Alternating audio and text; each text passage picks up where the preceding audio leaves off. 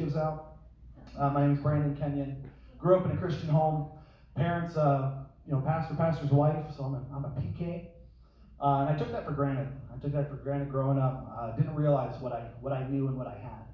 And I remember very distinctly the day I had given my life to Christ. I lived that life for years. And I kind of came to a crisis of faith moment where I didn't know if I really believed what I had been professing for like 10 years. And didn't know if I ever really believed it in all those 10 years.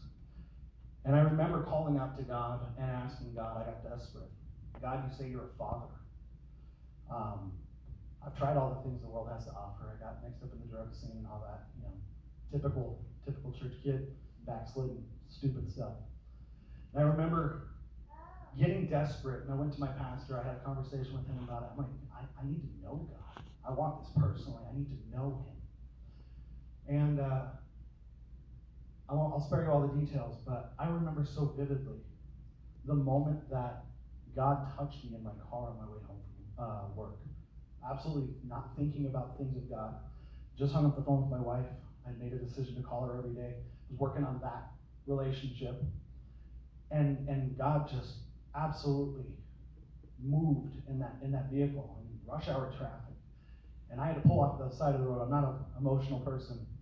I was bawling like a baby, speaking in tongues for the first time in my entire walk with Christ. And I just want to say, church kid, if you haven't found God for yourself, you haven't found God. You need to seek him out for yourself. And it's more than lip service. It's more than being a good person. There's something so much more profound in a relationship with Jesus. Seek him.